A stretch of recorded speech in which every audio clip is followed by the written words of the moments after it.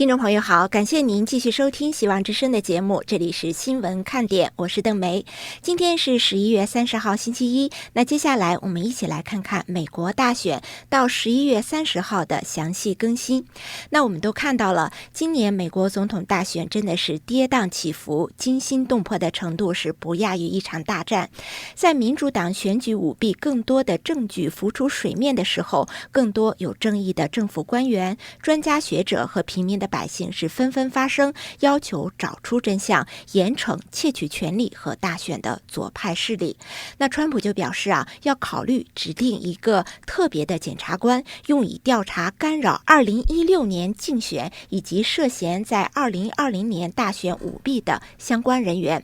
那在周六的时候就有34位宾州的州议员要求州长和州务卿撤销对宾州舞弊选举结果的认证。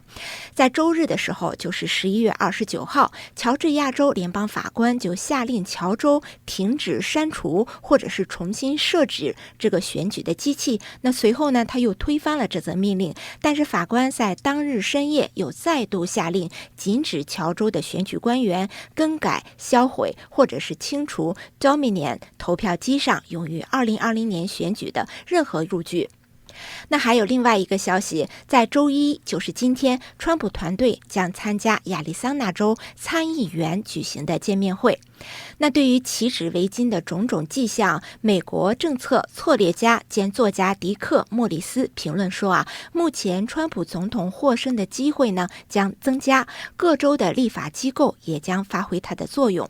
那根据大纪元使用的《纽约时报》的2020年美国大选实时计票数据库进行的独立真相的核查调查结果就发现在密歇根州，拜登呢是在7秒之内独占了10多万张新增的选票，而在威斯康星州呢，拜登是5分钟之内增加了10多万张选票，在宾州，川普大量的得票被转给了拜登。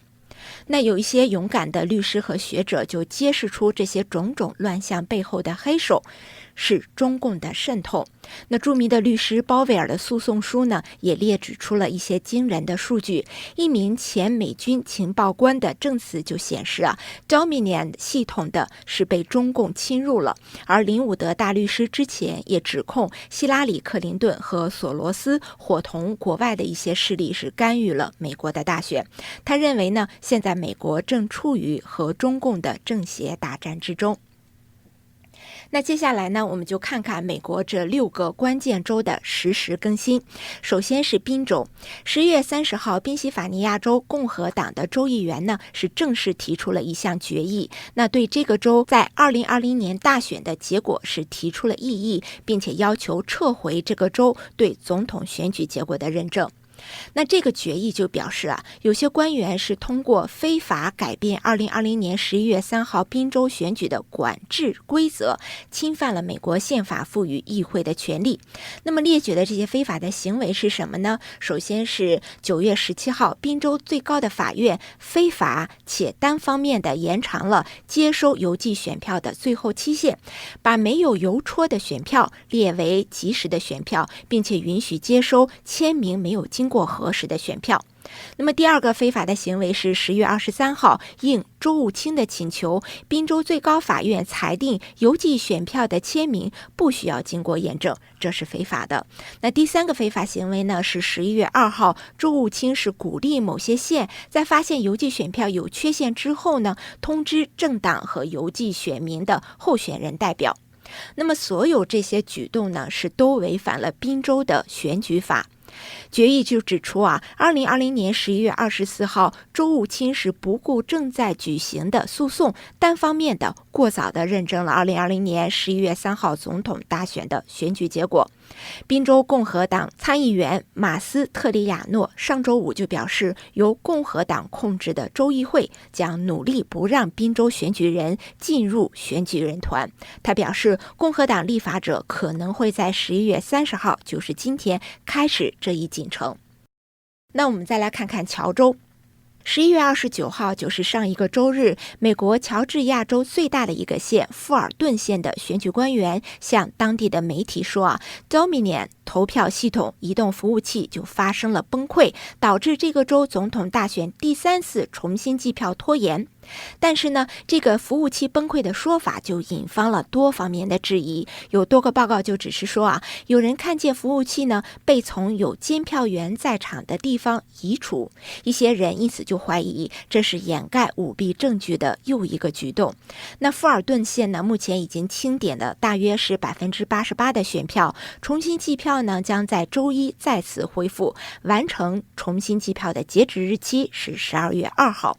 那周日早些时候，乔治亚州的法官就先下令是封存这个投票机上的数据，随后呢，他又推翻了自己的这个命令。那数个小时之后呢，于深夜再次发布紧急限制令，禁止这个州的科布县、格威内特县和切洛基县的选举官员去更改、破坏或者是清除2020年总统大选中任何 Dominion 投票机的软件或者是数据。那此前鲍威尔也要求这个州的法院是即刻下令保存这个投票机上的数据，以免这些舞弊的证据是石沉大海。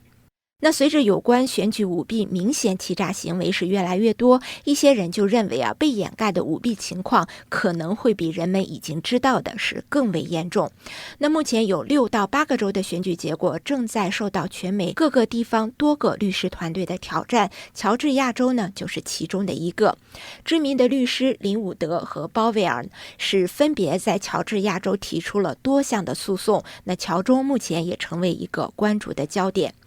那林伍德就发推文说乔治亚州选举和现在的重新计票呢是没有任何的诚信可言的。纳税人呢付出了是1.07个亿的美元花在了 Dominion 的这种选举盗窃机上。那这些人他指的是乔治亚州的州长坎普和州务卿拉芬斯伯格是必须要下台，乔治亚州呢是理应更好的。那么我们之前的报道有证据就显示，在2019年乔治亚州是花费了1亿多的美元购买了 Dominion 的投票系统。当时呢，坎普和拉芬斯伯格就是我们刚刚提到的乔州的州长和州务卿，他们是都拿了一些回扣的。那周一就是今天的早晨，林伍德在推文中就表达了一个胜利的信心。他说正义是即将来临，当真相揭示出来时候呢，乔治亚的选举人票将很快会加到川普的身上，而其他很多的州也会跟进。我们再来看看亚利桑那州的情况。美东时间11月30号上午的11点的时候，川普的竞选团队的律师团队负责人朱利安尼和高级的法律顾问 Alice 参加了亚利桑那州参议院举行的选举诚信听证会。那同时呢，在亚利桑那州的议会大楼之外，也有大批的抗议选举舞弊的民众聚集。但是在下午1点多的时候，亚利桑那州却在质疑声中呢，正式认证了2020年大选的结果，说民主党总统候选人乔拜登和民主党联邦参议员马克凯利获胜。那根据流程呢，凯利将在周三12月2号宣誓就职，随后呢，他将作为亚利桑那州的选举人，代表亚利桑那州为总统投票。那我们知道，获得全美50个州及特区超过270票的总统选举人会被推选为下一任的总统，但前提是呢，选举不受到外国的干预，或者是不存在舞弊的现象。正在参加听证会的川普竞选团队的法律顾问 Alice 就亚利桑那州的这一行为就发了一个快速的推文说，在亚利桑那州的选举诚信听证会期间，亚利桑那州的州务卿兼州长就急于通过假的选举结果认证，这是不正当的行为，他剥夺了合法的亚利桑那州选民的权利。立法机关呢是必须应该采取行为来制止这种公然的腐败。那关于亚利桑那州最新的还有一个消息是说，亚利桑那州的一位监票员呢，在今天的听证会上就表示有些投票者呢是没有按照规定注册，但是选举委员会也允许这些人投票。那亚利桑那州选民中很大比例的人呢是有2个住址，有些投票者呢是刚刚搬来亚利桑那州，在亚利桑那州居住是不满1个月。根据皮马县的选举网站显示，选民至少要在投票日前在亚利桑那州居住29天，你才有资格投票。此前呢，乔治亚州呢也出现个类似的问题，有很多的投票人有2个住址，而且刚刚搬来就投票。当时呢，乔州的州务卿办公室的发言人就表示说，如果只为投票而搬家，然后再搬走，那这种做法就有可能会触犯法律，选民欺诈被视为重罪，也有可能会判处10年徒刑和10万美元的罚款。那我们再来看看威斯康辛州。目前威斯康辛州最新的一个消息还是在11月27号，威斯康辛州最高法院呢是收到了一份诉讼，是要求阻止这个州认证选举结果。那这个诉讼就表示，通过投票箱选出的选票是非法的，应该被作废。如果没有办法筛选出这类的选票，那么州立法机构应该提名自己的总统选举人名单。此外呢，这个诉讼还要求最高法院阻止定于12月1号举行的州选举认证，直到所有的案情得到听证，并希望最高法院裁定在威州使用投票箱是非法的。那这是威州最高法院收到的第2份质疑选举结果的诉讼。第一份呢是由共和党人在11月24号提交的，呼吁否决15.6万张的选票。那我们再来看看密歇根州的即时情况。最新的消息是2020年11月28号，美国保守派的律师事务所托马斯·莫尔协会的阿米斯塔德项目已经提出了一个诉讼，要求密歇根州最高法院要保护2020年大选违规行为的所有证据，并基于这个州和地方官员的非法行为而宣布选举结果无效。那最后呢是内华达州。内华达州地方一审法院法官表示将在12月3号安排证据听证会，来听取川普竞选团队有关大选舞弊结果的指控。根据内华达独立报的报道，法官拉塞尔表示，这一个案件呢最多会有15名证人来参加。那诉讼所涉及的内容并不多，主要是挑战克拉克县使用的投票机器。那以上呢就是邓梅为您带来的关于大选的一些更新的消息，感谢您的收听，不要走开，稍后我们会有更加精彩的内容等待着您。